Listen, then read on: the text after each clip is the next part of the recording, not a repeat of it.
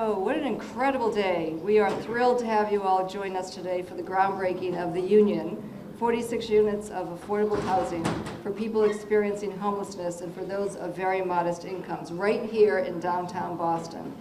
I am Lisa Alberghini, President of the Planning Office for Urban Affairs.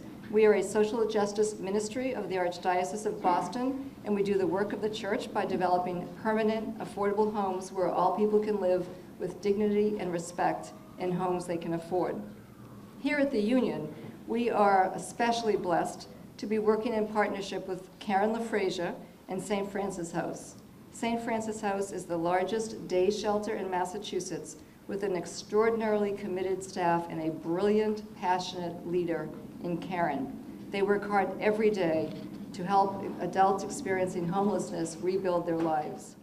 This housing, yes.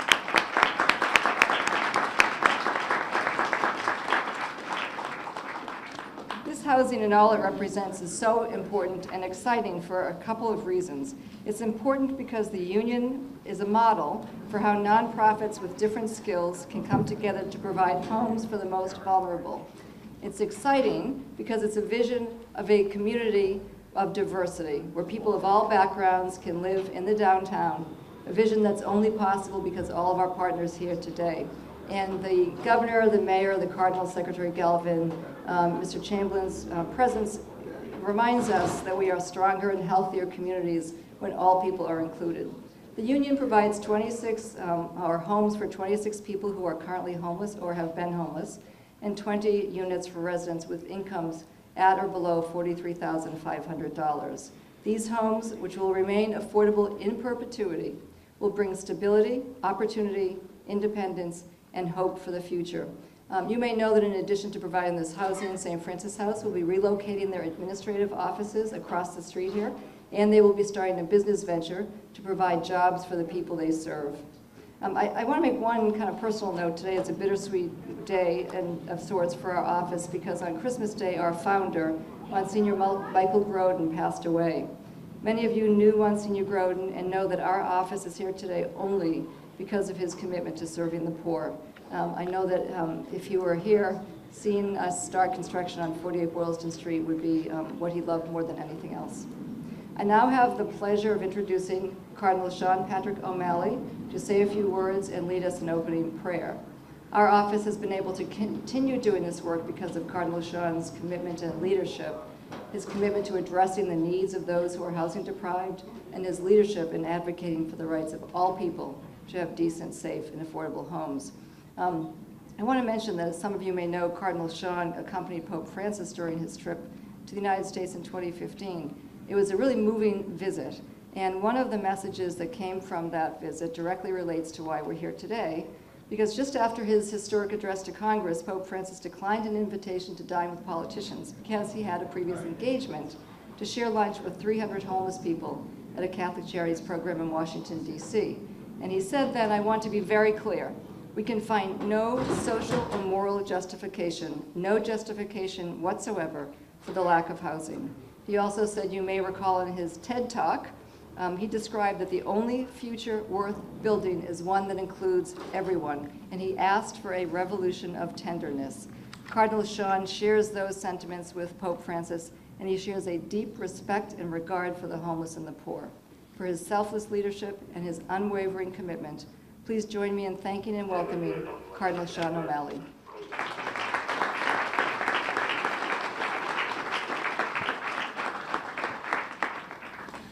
Thank you very much, Lisa, and thank all of you for being here today. It's very encouraging to see how many people have come out, and the mayor, the governor, other leaders of the community, because this is one of the most urgent things that we are dealing with in our modern society, is the problem of homelessness. There's so many different aspects of it. Affordable housing, the care or lack of care given to people with mental health problems, are dealing with addictions, income inequality. So many problems of our modern society intersect right here. We are very proud that our urban planning office is working with the St. Francis House, Karen and her staff are just fabulous, and the work that they do is so important, and so your presence here today is a wonderful sign of solidarity and support, and hopefully together we will find more and more ways to help the homeless so that someday we won't have homeless people in our streets. May the grace and peace of God our Father, the source of all blessings, be with you all. The work we are beginning today should enliven our faith and make us grateful. We know the familiar words of the psalm, "If the Lord does not build a house, in vain do its builders labor." Whenever we look to the interests of our neighbor or the community and serve them, we are, in a sense, God's own co-workers. Let us pray for his help through this celebration, my brothers and sisters, that God will bring this construction to successful completion, and that his protection will keep safe those who work here. All-powerful and merciful Father, you have created all things through your Son and have made him the unshakable foundation of your kingdom. Through the gift of your eternal wisdom, grant that the undertaking we begin today for your glory and for our well-being and the well-being of our neighbor may progress day by day to its successful completion. And this we ask in Jesus' holy name. Amen.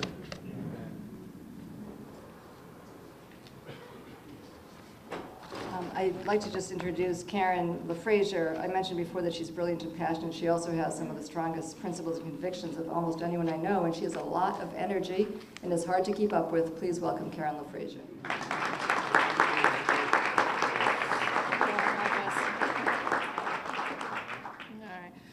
Well, thank you, Cardinal Seán and Lisa and everybody who's here today. 5 years ago, St. Francis House and the Planning Office embarked on a partnership that's been truly remarkable. I've learned that developing affordable housing is not for the faint of heart, and that it takes intelligence, determination, and most of all, an unwavering commitment to social justice. And I'm so grateful to be partnering with the Planning Office for Urban Affairs. There's nobody I would have wanted to have taken this journey with than with them. We came together because we share a similar mission: to enable those who are the most vulnerable in our society live lives that are safe, productive, and meaningful. Our passion for social justice and our expertise complemented each other. Since the beginning, we shared a vision to create new affordable housing for those who are working but struggle to live in a home that they can afford, and for people experiencing homelessness, especially those who are chronically homeless, and to provide the supports necessary so they can thrive in their new home. We took advantage of a unique opportunity. It's not often that one project can accomplish so much.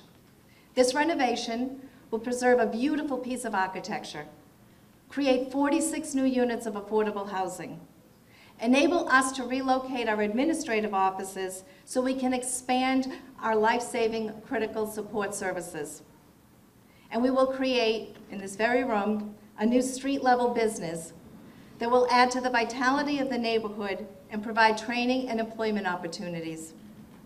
But fundamentally, the redevelopment of this property into affordable housing is helping to build an inclusive neighborhood, one that values social and economic diversity, where people of all means can live together. When someone who was once called homeless will now be called neighbor. Nothing is more destabilizing to a community and a human life than homelessness and poverty. And nothing does more to rebuild a life than ensuring that every person can have a home and live with dignity. At St. Francis House, we know the journey back from homelessness begins with housing. And it is that housing that enables someone to succeed in all the other endeavors in their life. By creating this housing, all the employment, mental health, substance abuse counseling services that St. Francis House offers across the street will be leveraged to ensure that all residents can stabilize their lives and pursue their dreams. So I want to thank all of our partners for making this possible, and everyone here today for the outpouring of support. From the very beginning, residents, business owners alike, all embraced this project. And as I look out in the room, I see a couple of other faces that I would be remiss not to acknowledge. Aaron Michaelwitz, Representative Michaelwitz is here, Senator Boncory, Chairman Honen's here. I know Ed, where'd Ed? There you are right there. There's so many of our elected officials that have made this day possible that without everyone coming together, it would not be happening. And I'm especially grateful to our other elected officials for their support, especially for the extraordinary commitment of the Mayor, Secretary Galvin, and Governor Baker. Because of your leadership and your commitment to affordable housing, men and women once homeless will live a new life, contributing and enjoying the vitality and prosperity of this neighborhood.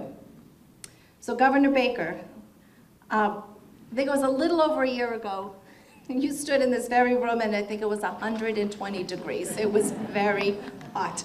So, we staged the cold weather just for today. And so, but it was that day that we were making the announcements that made this and other projects across the Commonwealth to bring affordable housing to all the cities and towns, and it made it possible. Governor Baker came into office making ending homelessness a priority. And through programs that prevent homelessness, reforms to the healthcare system, leading the fight against opiate addiction, and funding programs that create affordable housing, you are keeping your word. So we are so grateful to have you here today, and it's my pleasure to introduce Governor Baker. Thank you.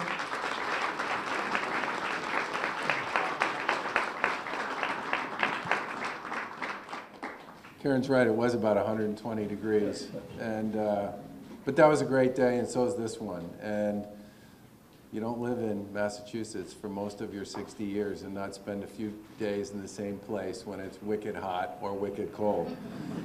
The one word I would add to Karen's and Lisa's commentary about how this gets done is partners and partnership. There are a lot of cooks in this kitchen, and every single one of them had a critical role in making this project happen. And we appreciate the work of the church, we appreciate the work of St. Francis House, we appreciate the work of the city, we appreciate the work of the legislature, and I'm looking forward to working with you as you come back into session on getting the second half of that housing bond bill done, and the housing choice bill. We'd like to see that one happen too. And I think one of the great things about a project like this is, yeah, it's complicated, but every housing project I've ever been involved in, dating way back into my time working in the Weldon Cellucci administration, if it involved services and difficult to serve populations, it was complicated. And that's part of what makes them glorious and beautiful. And I know I speak for everybody in our administration when I say how pleased we are to be part of putting this together, and we can't wait to see this get rolling and rocking, and to see the not just the housing here, but also the vitality that's going to come with what goes in on the first floor and all the other services that support it. And this is also a bit of a bittersweet day for me, because I have a feeling this is the last time I'm going to be hanging out with my Undersecretary of Housing and Community Development, Crystal Cornegate, because she's going to go off and run mass housing. So thank you for all you've done.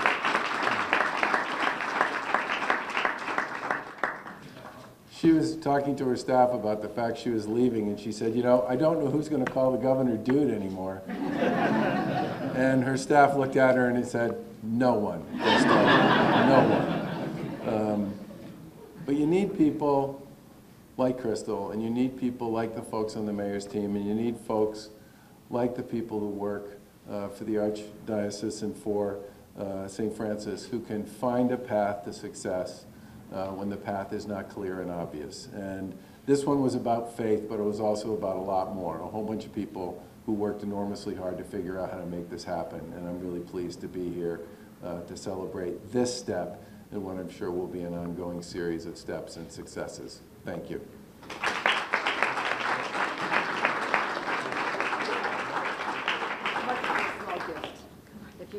stand in front of the podium, Governor, and accept a small gift from us. That would be great. Just gonna scoot right around in the front. Is it less than $50? You know that rule.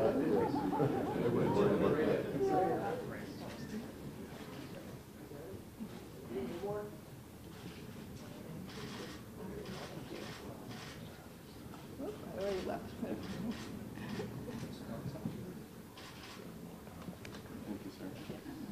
Thank you. Thank you, Governor. I'm going to ask the other speakers to do the same thing, so heads up.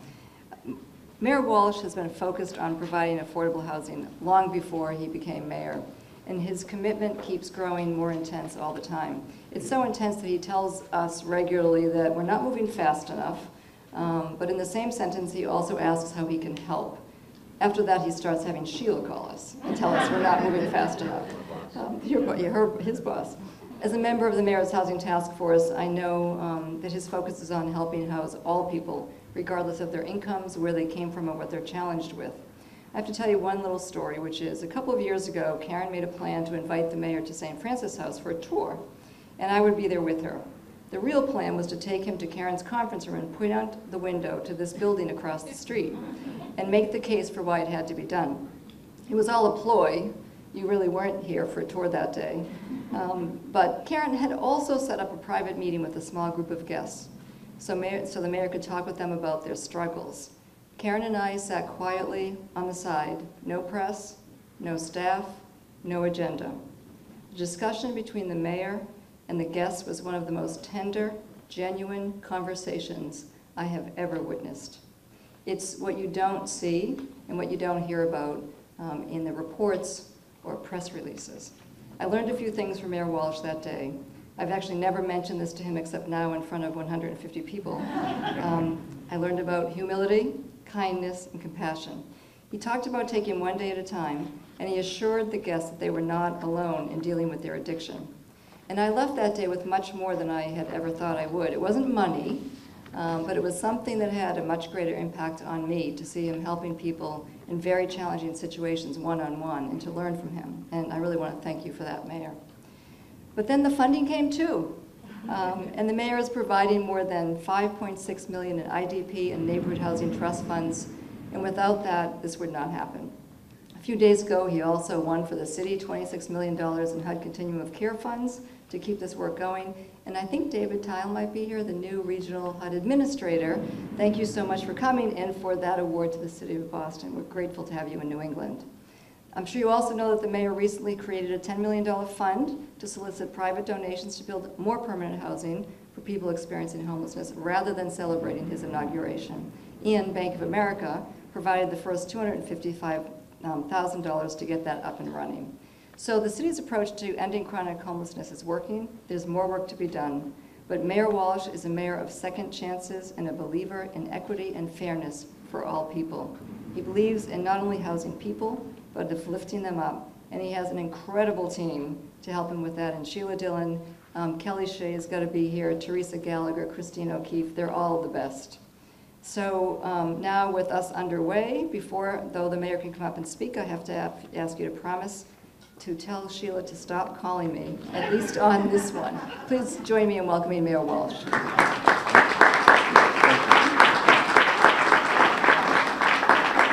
Thank you very much, Lisa, and thank you for that introduction. Karen, thank you as well. You know, the day we talked about this building, I know there's some challenges around the neighborhood as well, and I want to thank you for that, because everyone deserves a home.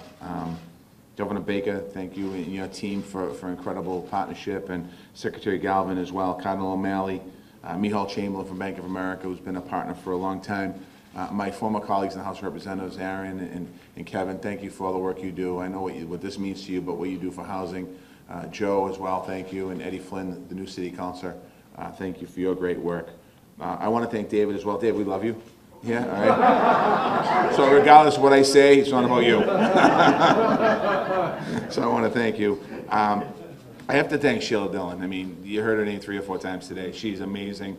All of the work we're doing, the idea of the fund from Bank of America, Michal Chamberlain, thank you for the initial contribution. Sheila Dillon and her team are absolutely incredible, and She certainly is our star, meaning we follow her. I want to thank you, Sheila, for everything that you do. I also want to thank Crystal. What a team Sheila and Crystal have been for a long time.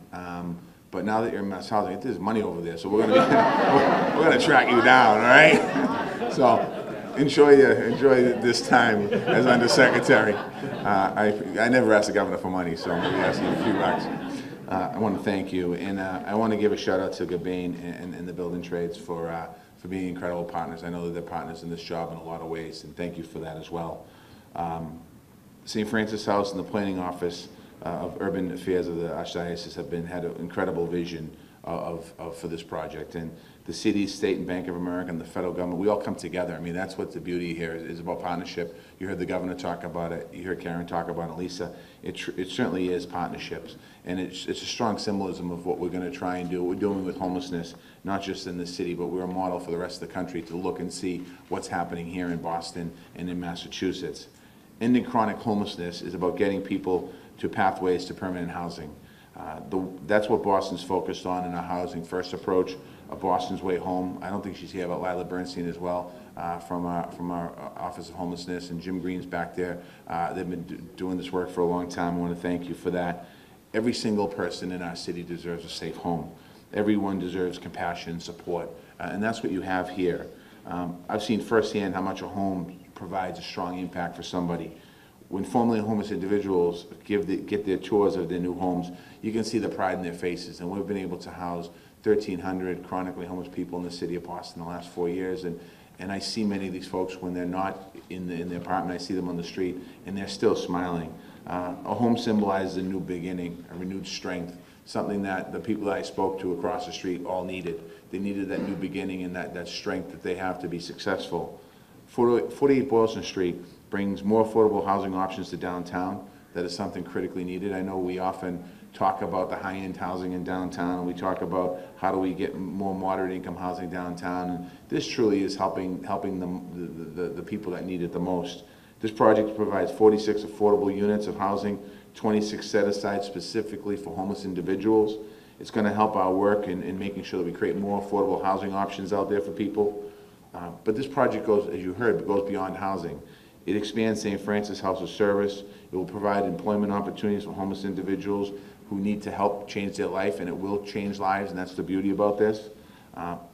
Boston's been very successful in the last 4 years, and when you think about, I can stand up here and talk about all the great things that happened, big companies moving into our city and adding all kinds of new jobs and all kinds of different things that have happened in our city, but we only succeed our city when all of our residents succeed. And the strength of our city's character is measured by how we treat every single member of our community. And this groundbreaking is another step in Boston's goal of ending chronic homelessness. And I want to thank anyone in this room, or everyone in this room had something to do with getting to this point today.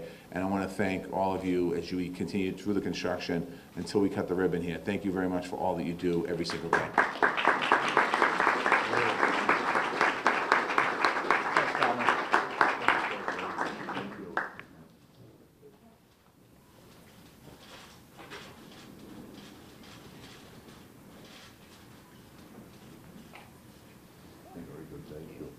And I like the name of this building, the Union. Pretty good one.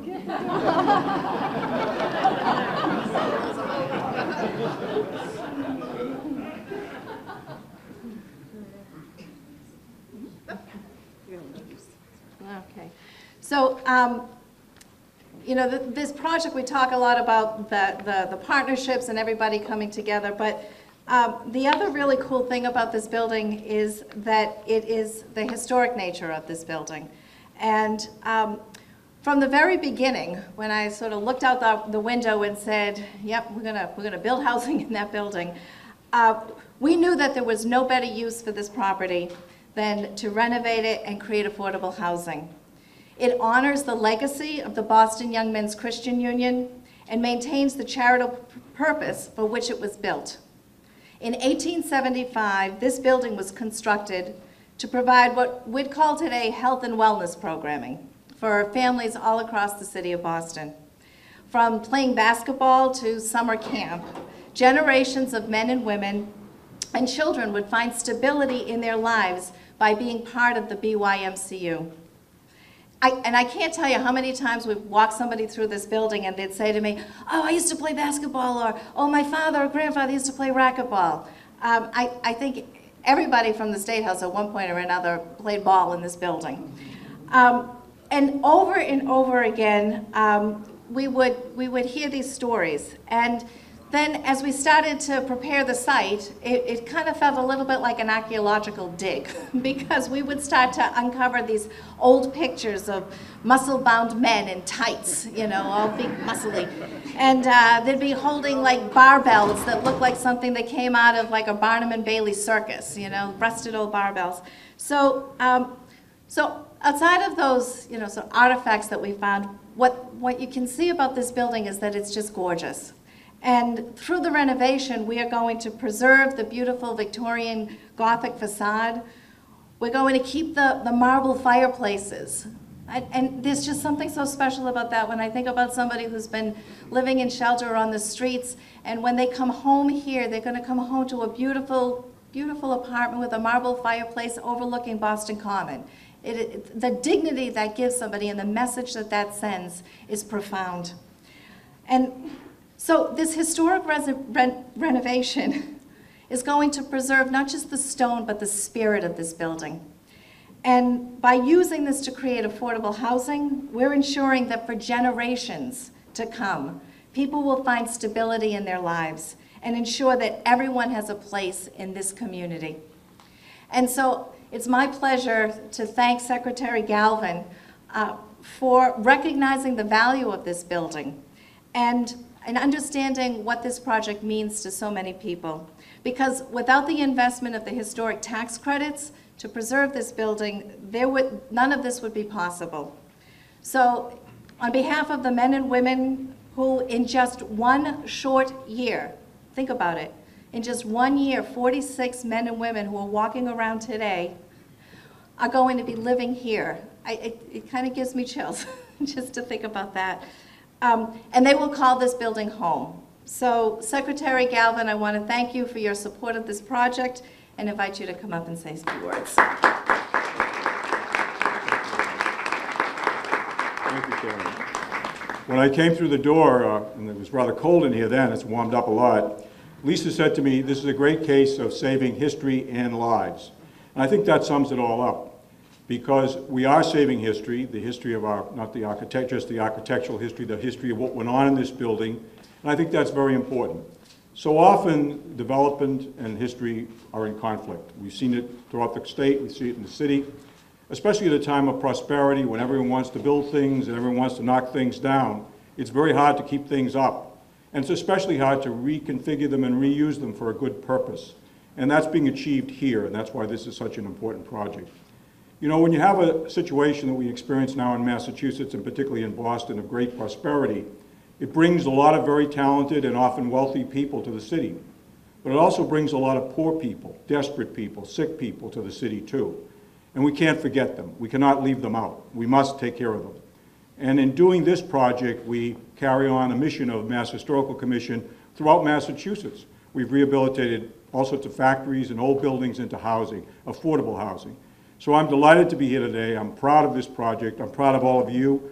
And I look forward to finding other projects to do like this so that we continue to use historic tax credits in a very creative and effective way, not just to preserve buildings. It's not just about the buildings. It's about the people they serve. Thank you very, very much.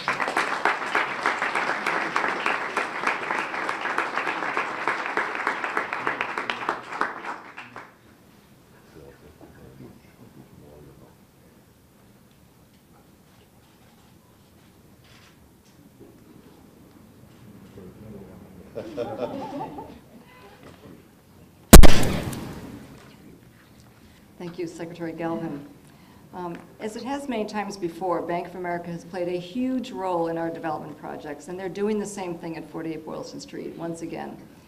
We have been able to rely upon them for both construction financing and equity, and to help overcome some unexpected hurdles. This time, the bank is providing a $16 million construction loan, and they're purchasing both federal and state housing and historic tax credits to provide over $19.6 million in equity. That is a huge investment. And as I mentioned a moment ago, Bank of America also contributed $250,000 to the mayor's new fund to house the homeless. That's an extraordinary commitment. As partners with Bank of America, Eastern Bank is also participating in the construction loan and received a $500,000 grant and a subsidized advance from the Federal Home Loan Bank of Boston. And those resources have meant so much to helping us pull together the final pieces of the financing to get this underway. And I want to thank Pat Capalbo, Pam Feingold, Ed Yerby, Ken Willis, and Toby Goldberg, also of Federal Home Loan Bank. Thank you for your participation and help and for being here today. Bank of America also helped us overcome an unexpected hurdle at the end of the year. The passage of the new federal tax law threatened to create a huge funding gap that would have stopped this development in its tracks. To avoid that, everyone had to work overtime, extra overtime, we always do on closings, but overtime to close before December 31st, after which time the value of the federal historic tax credit has greatly reduced.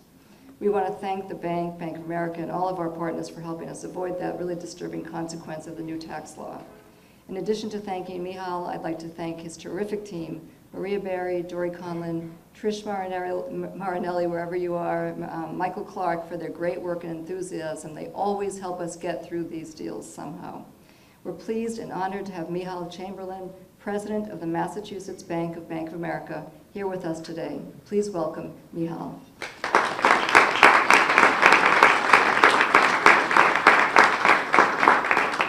Thank you, Lisa, for the kind introduction, and thank you all for the dignitaries, government officials, and community leaders that have gathered with us here today. And I think, as Mayor Walsh aptly put it, this is an effort of really teamwork. And I see the governor, the mayor, how they work together. And as someone helping operate a big business in this state, I'm proud to be here as an employee, and I'm also proud to represent Bank of America.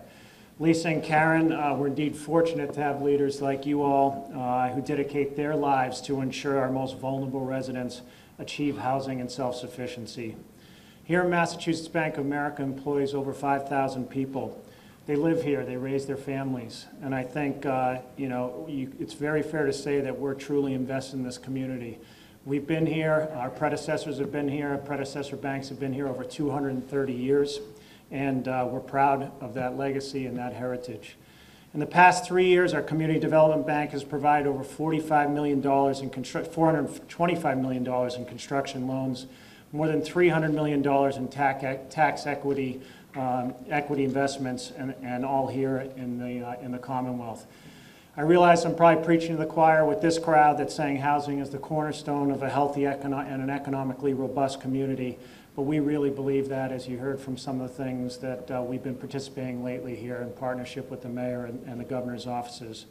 Because what we're solving here ultimately isn't just for bricks and mortar, which is what's going to happen here, but it's also about humanity, it's about dignity, and it's about equity for all, which is what we heard from both Karen and Lisa.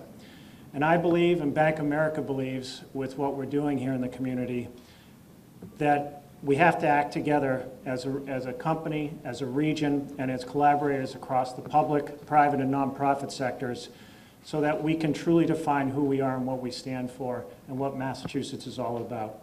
And that's why the union is so critical, with its mission of transforming lives, families, and this neighborhood for brighter futures and opportunity. So I'd like to close again by saying how proud and how fortunate we feel to be part of this very important project. I wish you the utmost success. Congratulations, and thank you.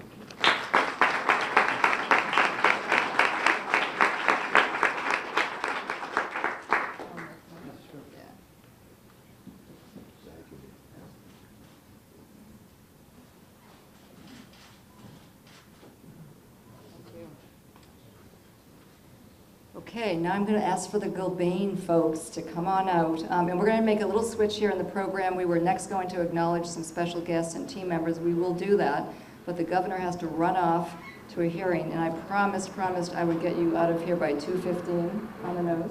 So we're going to ask a couple of folks here to move out of the way. Tony and, oh, I forget your name. Keith from Gilbane are going to move a beam over here. So this is a groundbreaking, but as a rehab as a rehab, there is no ground to turn, and I wasn't going to have someone take a sledgehammer to anything.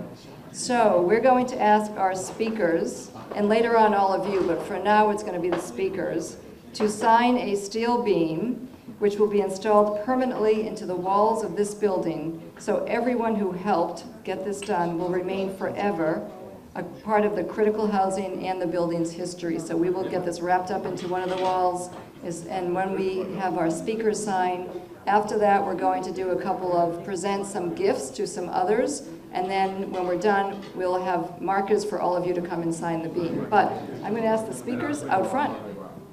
Okay. Cardinal Seán.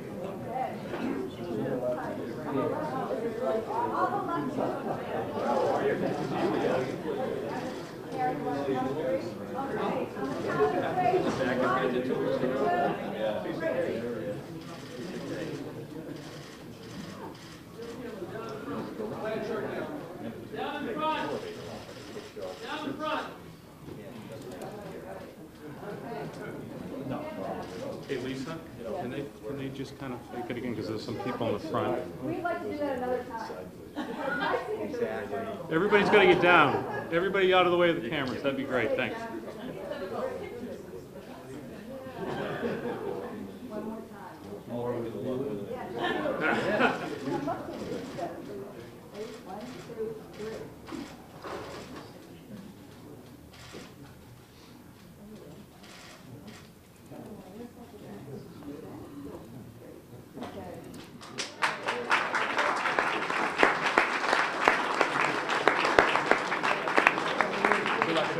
I'll call you later on.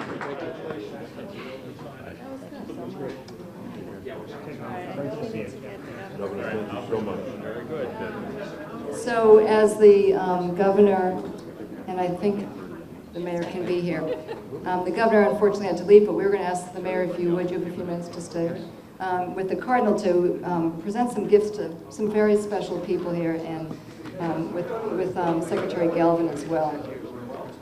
So when we get the door closed,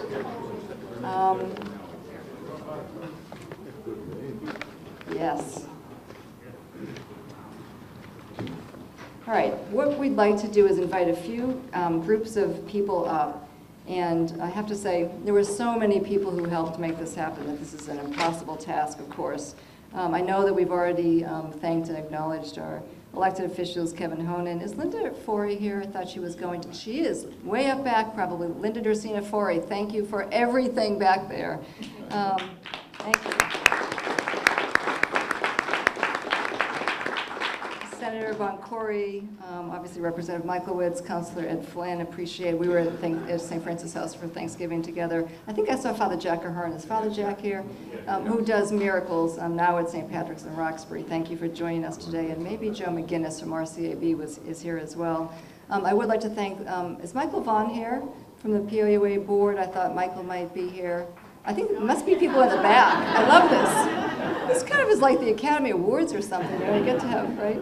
And St. Francis House Board Chair Tim Egan, who's fabulous, and as all of the St. Francis House board members are. We will get some photographs with those folks later on. But I'm going to ask a couple of groups up. First, I mentioned the Federal Home Loan Bank of Boston provided important funding, and Eastern Bank is a participating lender. So I'd like to ask Ed, if you could come up, Pat or Pam to come on up and receive a gift, please, on behalf of the team. I have two here. And if you could go in, things this way, you could probably go in the front. Mayor, if you could go up front too. Yes. You want to go down in front of the snake beam? You want to go in front of the beam? Is that all right? Okay. Thank you for all your wonderful work. God bless you. Thank you.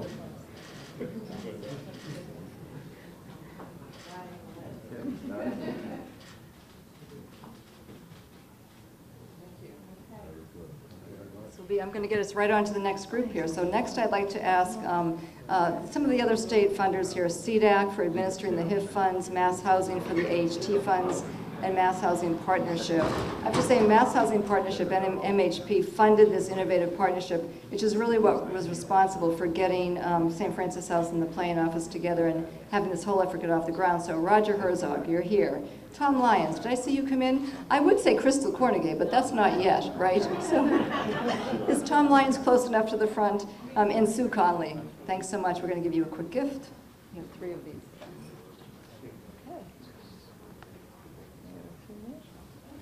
Okay. Thank you very much.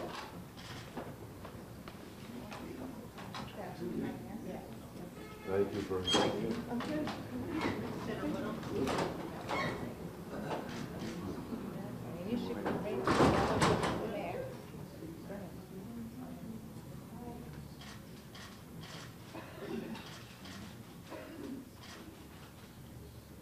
Great, thank you. This is good. This is like clockwork. Nobody has to do these acceptance speeches that go on too long, right? So, Karen, Yes. would you like to do the next one? It is like the Academy Awards with my co-presenter here. So accepting the next category goes to, seriously, 3 of the most amazing people I have ever met. When I think about who my heroes might be, these are women that have been problem solvers, that are what I would describe as courageous, fearless, unwavering in their commitment to ending homelessness and to building affordable housing. I've sat in meetings with these women and seen how, like I said, it's not for the faint of heart, right? And you're sitting there and there's a problem and I'm thinking this is not going to happen. It's going to go bust. We're not going to build this housing.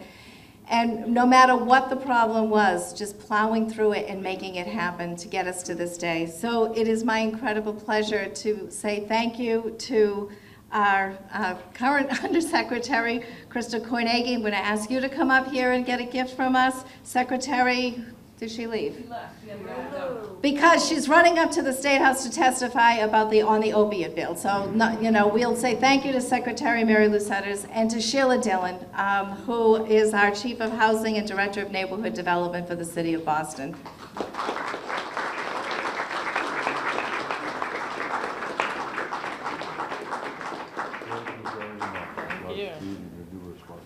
Oh, thank you.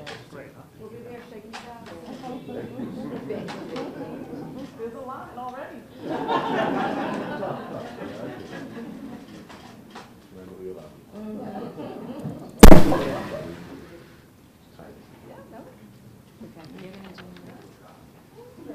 So we have just actually 2 more quick groups, and I would say that there are many, many key team members. I'm hoping after this to get to thank more of you, but I'd really like to, and Karen would like to especially recognize a couple of them, the architectural team and Nixon Peabody, for their patience, perseverance, and great talent. We had a real challenge at the end of the year, especially in getting this done. As Paul knows, there were a lot of sleepless nights, long days and nights and weekends.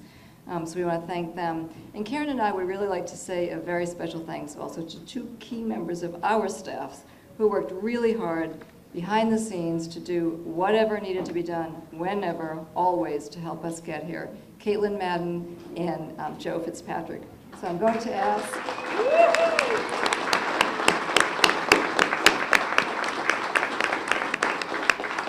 I'm going to ask, is Mike Bennett here or Bob Verrier to come on up? And from the architectural team, Paul Houghton from Nixon Peabody, Caitlin and Joe, please.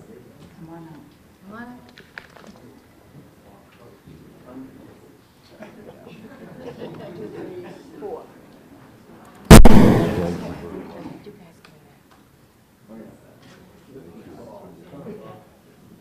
Thank you very much. Good to be with you. Thank you. We need another one? Yes. Did you have one? Middle?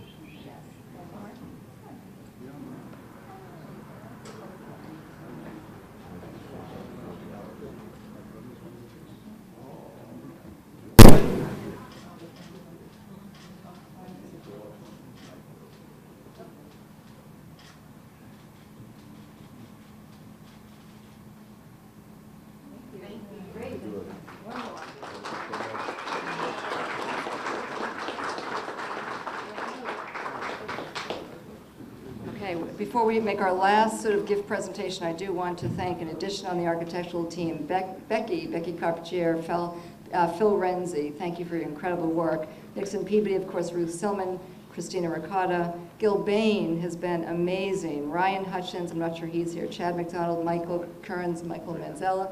Ryan, oh, Mike, yes, thank you so much. Gil Bain. And we know you're going to come in on budget on time, so that'll be even better. Yep, we love that. And then you'll get more at the ribbon cutting, because that's when it will be done, right? Ray Matrano of Waypoint KLA, I see here.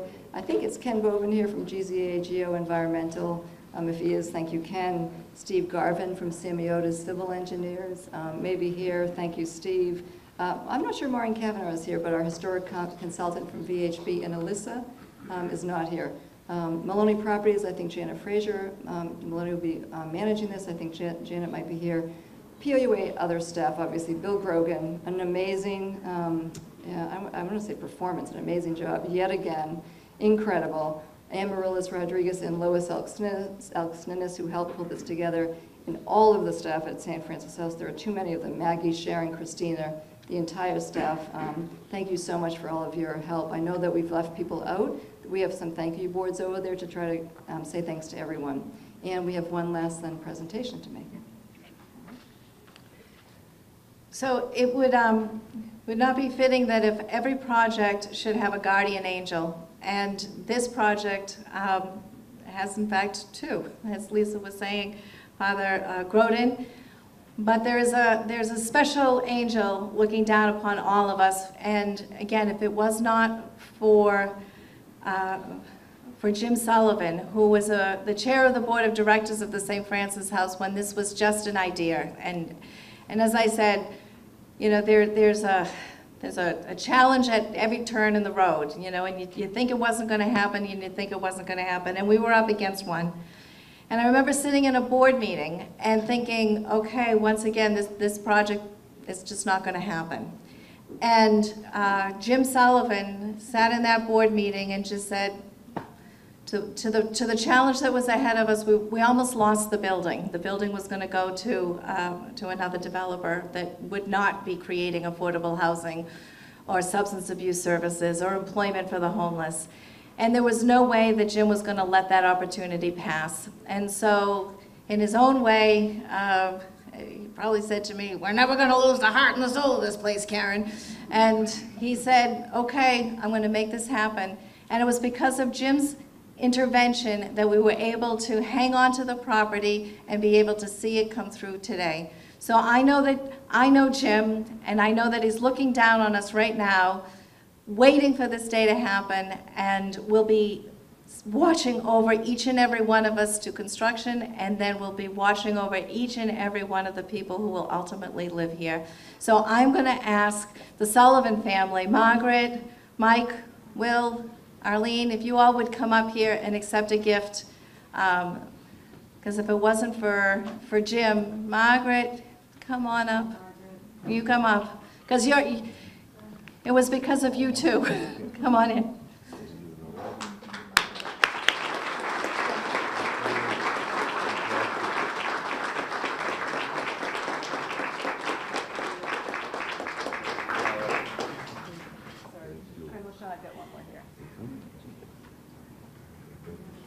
Oh, Mike, stay for a picture. Get you closer. Well, go right in there.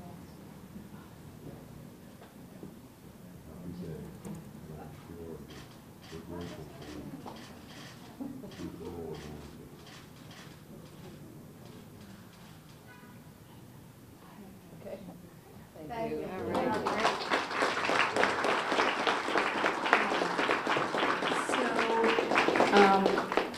Thank you all for your patience and for hanging in here. I want to also acknowledge Kevin Leary. I just remembered and saw Kevin there, one of our attorneys, Joanne Sullivan from Federal Home Loan Bank as well. Thanks for being here. What we'd like to do, we have lots of refreshments up back. We are going to invite all of you to come up and sign the beam. We have the colored markers, if we can put them out here. So everyone who has helped with this, everyone who is just in the room because you care about what we're all doing together, please feel free to sign the beam and it will become a part of this building and you will as well. Thanks so much.